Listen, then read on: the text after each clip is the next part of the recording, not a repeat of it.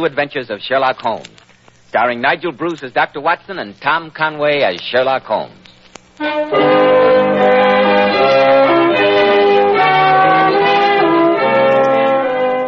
Well, once again, it's Monday evening and time for our weekly visit with the good Dr. Watson. Good evening, Dr. Watson. Good evening, Mr. Bell. From the hints you gave us last week about tonight's story, it sounded like quite a yarn. It took place in Paris, you said. Yes, my boy. It was in that colorful city of bright lights, lilting music, and beautiful women that Sherlock Holmes and I had one of the oddest adventures that ever happened to us in our long association. I call the case The Adventure of the Scarlet Worm. Sounds mighty intriguing, Dr. Watson. Now, Dr. Watson, how about your new Sherlock Holmes story, The Adventure of the Scarlet Worm? Well, Mr. Bell, though that singular affair took place in Paris, I suppose the story really began on an October evening in Baker Street, a long, long time ago. I'd been more than usually busy with my practice that day, and I returned to our lodgings shortly after 9, I remember. As I entered the living room, Sherlock Holmes was seated at his side table, clad in his dressing gown and working hard over a chemical investigation. A large curved retort was boiling furiously in the bluish flame of a Bunsen burner. Finally, he brought a test tube containing a solution over to the table. In his right hand, he held a slip of litmus paper. You come at a crisis, Watson. If this litmus paper remains blue, all is well. If it turns red, it means a man's life. Good Lord, Holmes, really? Aha. As I thought, it turns red. And now to send a telegram to Scotland Yard, and I need have no further connection with the case. Well, you didn't tell me that you were working on a new case, Holmes? It was a shoddy little affair, my dear Watson. An orthopedic shoemaker in Wapping became somewhat fretful with his wife. He added poison to her morning pot of tea and was stupid enough to leave a sample of the deadly brew. It was purely a routine matter. Let's forget it. You look tired, old chap. Yes, I'm Holmes. Busy day. I hope you won't be too tired to accompany me to Paris tomorrow. To Paris? Why? This afternoon I received a very rare visitor in these rooms, my brother Mycroft. All is not well at the Foreign Office. They need our help. Well, what's wrong, Holmes? An international spy ring is at work. In the past few months, important secrets have leaked out. Vital secrets that might bring this country to the verge of war. Good gracious me. 2 of the Foreign Office's brightest young men have committed suicide rather than divulge how they betrayed their trust. Mycroft tells me he has reason to suspect a beautiful and dangerous young lady in Paris who inspired these men... in these men, a loyalty even above patriotism. And they want you to try and trap her, is that it? No, Watson. They want us. Oh, us? Yes. Mycroft and I agreed that you would be perfect bait to use in such a trap. Bait? Makes me sound like a piece of cheese. Only metaphorically, Watson. You must agree that your imposing appearance, your open countenance and hearty manner would attract the attention of any female spy. Yes, I see what you mean. Perhaps you're right. In any case, we shall make you doubly desirable by entrusting you with... certain invaluable naval secrets. Masterly, Holmes, masterly. You will entrust me with utterly worthless documents, spread the story that they're valuable, and wait for the woman to approach me. Precisely. I shall accompany you as a bodyguard, but leave you largely to your own devices. Yes, Watson, I have high hopes of this trip to Paris. With you as the worm and me as the hook, I think we may snare this evil loveliness.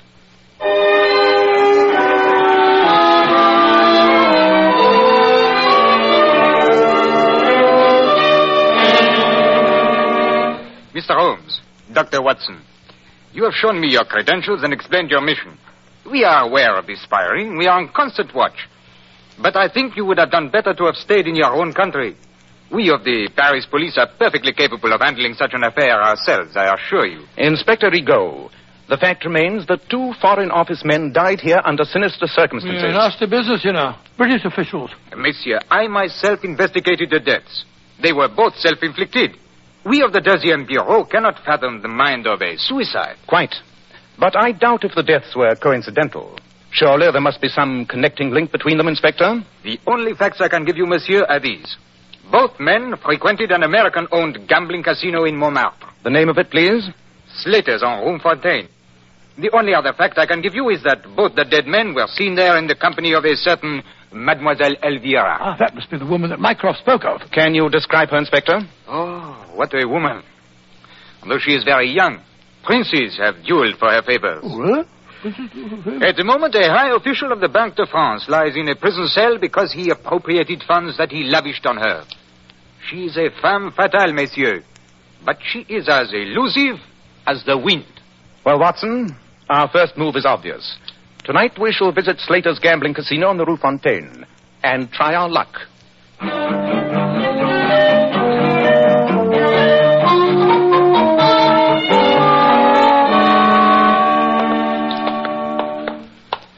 I say, Holmes, this is all rather exciting, isn't it?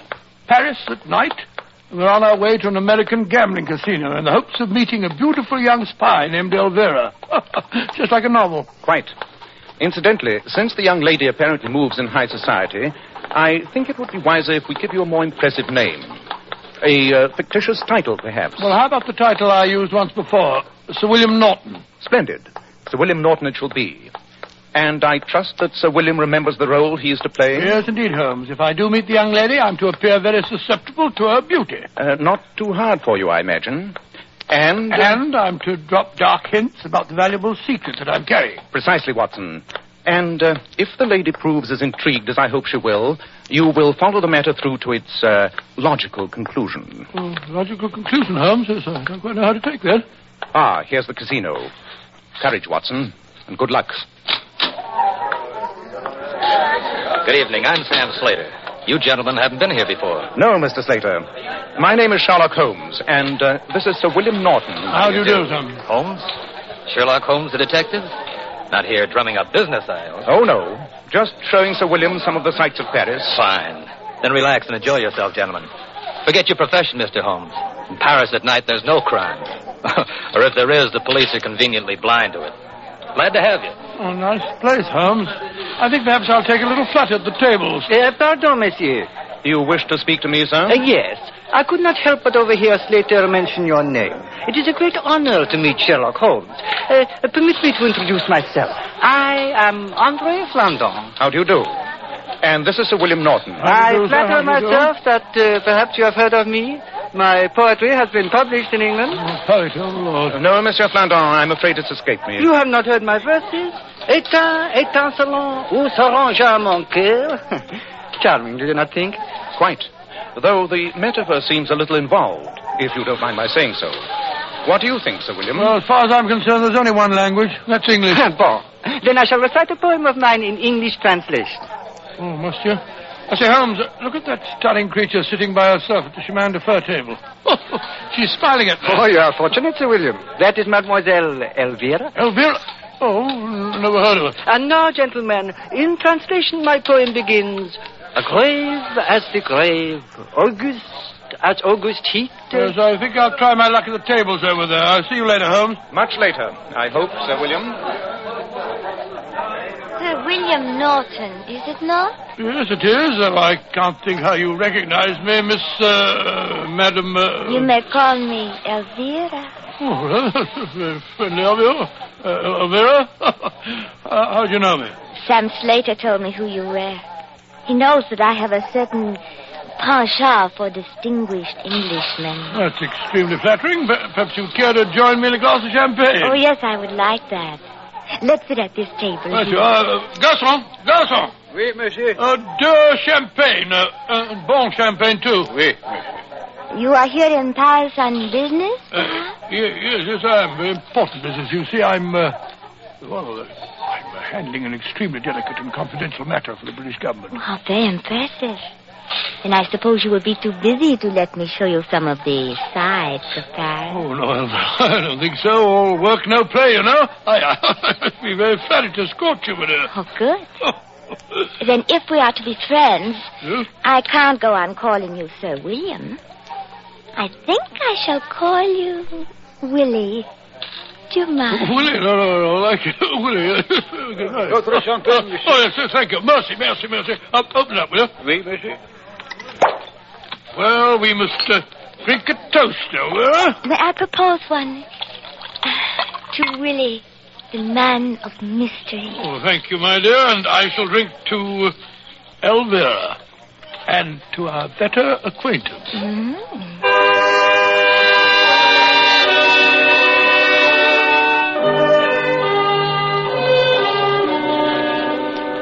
Good night, Willie.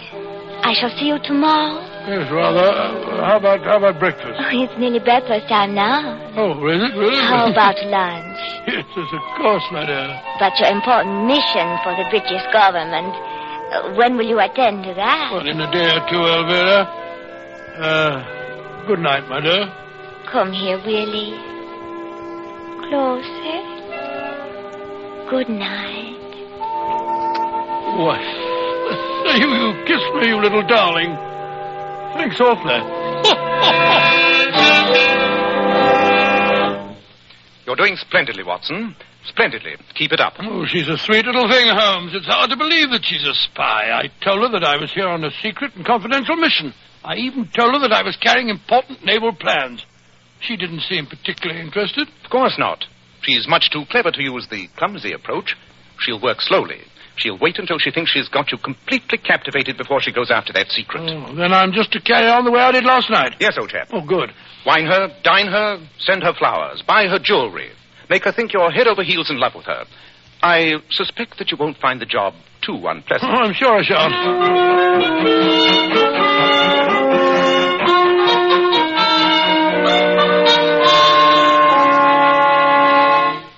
For 3 days now, Elvira, you've been showing me Paris, but this is the first time I've actually been in your flat. You like it, Willie? Yes, very much. I thought it would be much quieter here. At dinner, you said you were going to explain some of your important business to me. You were going to show me what a secret treaty looks like. Yes, I know I said that, but Elvira, a pretty girl like you wouldn't be interested in such matters. Oh, but I would. You have the treaty with you? Yes, I have. Then please let me see it. Oh, please, Willie. Oh, I can't go through with this masquerade any longer. Masquerade? What do you mean? Well, I've grown really fond of you in these last few days, Elvira. I can't let you walk into a trap. Trap? What are you talking about, Willie? I'm not Willie. I'm not Sir William Norton. My name's Watson. Dr. John H. Watson. My closest friend is the detective Sherlock Holmes. We came to Paris to try and trap you. Me? Oh, my dear girl, you're suspected of being mixed up in a spy ring. What? Well, that's why I pose as an important embassy from England. Trap? Are you doddering old fool? Oh, no, don't say that, don't say that. I'll teach you about traps. Elvira, put down that revolver. No, I'm going to. Oh, you're going to drop it, my dear. I can't do it. I'm just a stupid, weak female after all. I've grown fond of you, too. The bumbling old walrus. Oh, there, Elvira. You remind me of my father. He was such a sentimental old fool. Like you. Just as sweet. Elvira, you're young. I know you don't really want to stay mixed up with a bunch of criminals. No. Now, look here. You tell Sherlock Holmes and me what you know about this spy ring, and we'll see that no harm comes to you, my dear. I've wanted to get out of it for months. It was rather glamorous and exciting at first, and they paid me well. But I hate them now. And yet when I told them I wanted to get away, they threatened me. Oh, we'll take care of you. Just tell us who's at the head of the organization. That I don't know. But I can tell you a lot about some of the members. That's splendid. Then slip on your coat and that funny little bonnet, and we'll go over and talk to Sherlock Holmes. Oh, and have him see me looking like this. Oh, bleary-eyed and red. Oh, no. You go and bring him here. By the time you get back, I'll be more presentable. All right, I'll go and get him at once.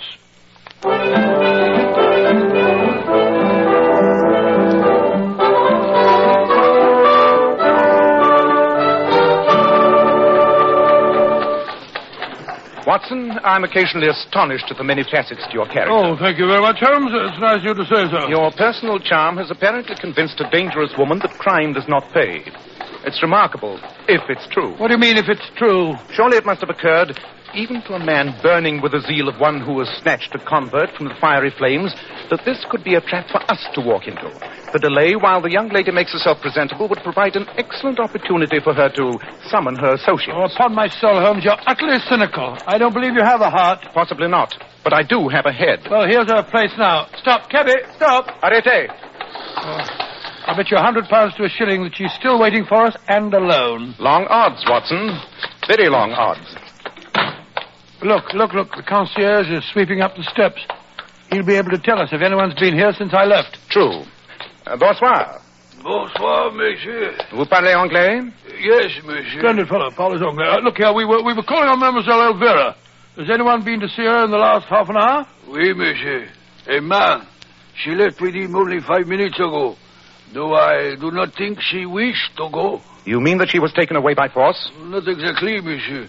But I could swear on the Sacré-Cœur that the man who accompanied her was holding a pistol to her back. You don't mean it. I think she has been, how you say, kidnapped.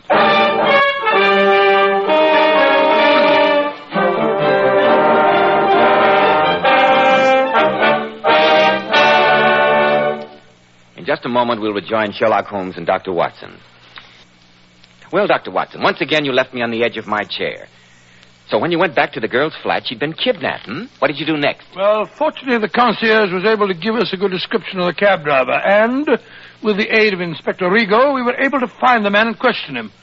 He'd driven the couple, he told us, to a Val-a-Pache den in the Allées of Montmartre, a club known as the Scarlet Worm.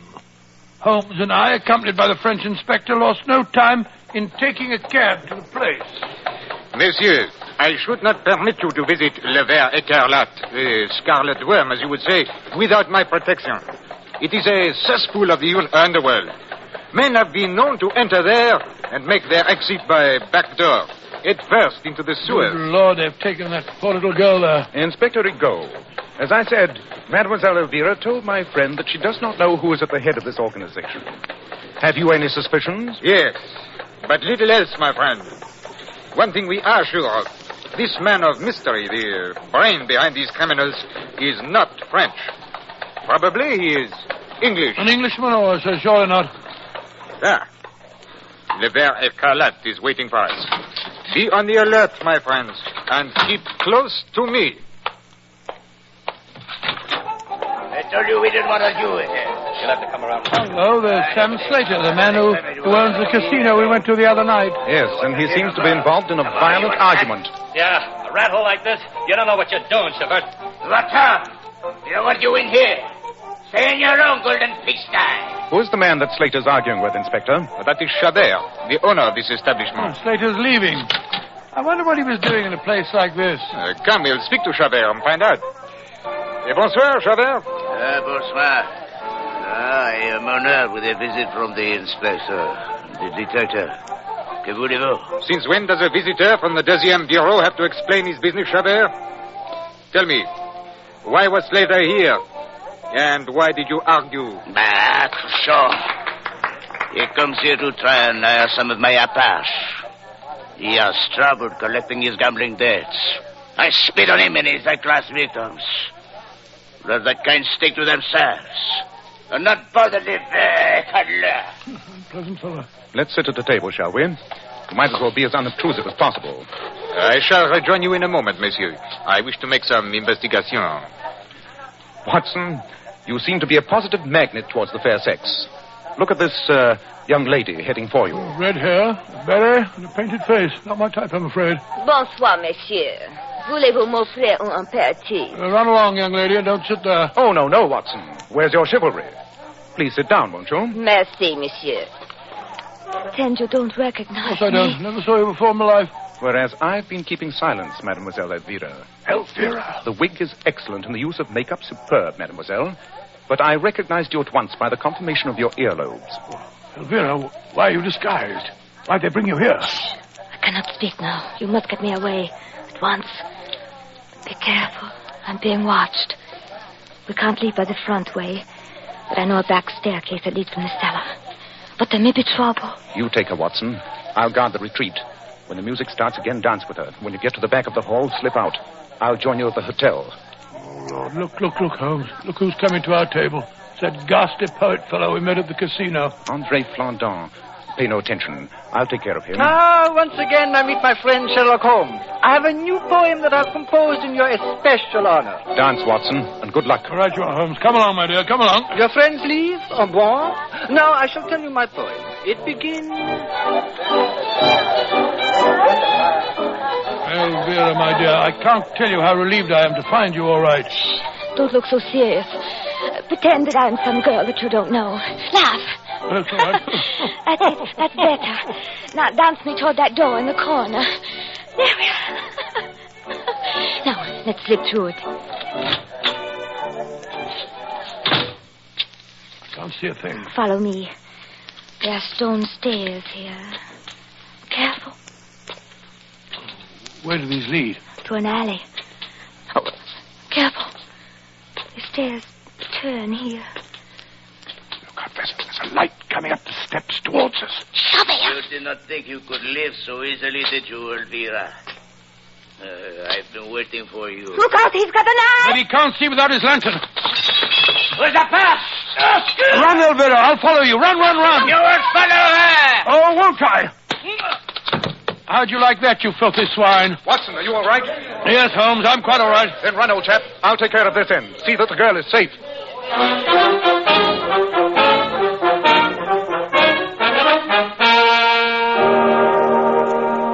Well, now that we're all safely back at the hotel, I can tell you, Holmes, that I hated leaving you in that filthy den. Inspector Rigaud had a revolver. It's more efficient than a knife. Eh, Inspector? It was a near thing, Monsieur Holmes. You fought bravely. And so did your recumbent friend on the sofa there. Andre Flandin, the poet. I wondered why you brought him back here. For a poet, he uses his fists with surprising skill. He must be hurt. He seems to be unconscious. I think he's suffering from the effects of a trifle too much absinthe. I hadn't the heart to leave him. Ah, there you are, Mademoiselle Elvira. You're feeling no ill effects, I hope? No, Mr. Holmes. Splendid. Then now that we're all assembled, supposing you tell us your story. Who kidnapped you tonight? It was one of Chavert's men. They made me disguise myself and swear never to see either of you again, on pain of death. Instead of which we came to see you. We knew that Travers was connected with the spies. Now he is safely under lock and key. But we still don't know who is at the head of this organization. Can you give us any clues, mademoiselle? I think that the man you want was waiting in the cab that took me to the Scarlet Worm. But he was masked and he never spoke. Can't you recall anything that might give us a clue? Oh, one incident, if it means anything. Chavert's man said to him, "We go to the Scarlet Worm, eh? That is good. You make worms, no?" And then he laughed. He said this in French, of course? Yes, he did. Then the case is solved. I'm an idiot. I should have spotted it sooner. The man you want, Inspector, is lying asleep on the... Look out! He's not asleep. Watson, he's got a revolver. Oh, no, you don't. Oh! He's gone to sleep again. Really, Watson, you're in splendid form tonight. But, Monsieur Holmes, why do you say that man is the culprit? You yourself gave me the clue, Inspector, when you told me that the criminal was an Englishman posing as a Frenchman. But you only met the fellow on 2 occasions, and then not for more than a few minutes. It was long enough to realize that Flandin was really an Englishman. The first time we met him, he quoted a poem that he said was translated from the French. The translation was, "Grave as the grave, August as August heat." The poem could not have been translated from the French because both of those puns are possible only in the English language. But how did my repeating the conversation in the cab give you a clue, Mr. Holmes? Because it was another pun. In French, the word for worms and for verses is the same. Ver, spelt V-R-S. I see it now. When the man in the cab said, "You make worms," he also meant, "You make verses." Precisely, Watson. And thereby pointed directly at the poet there. With Andre Flandin, or whatever his real name is, in prison, I'm sure Mycroft will have no more trouble with his spy ring.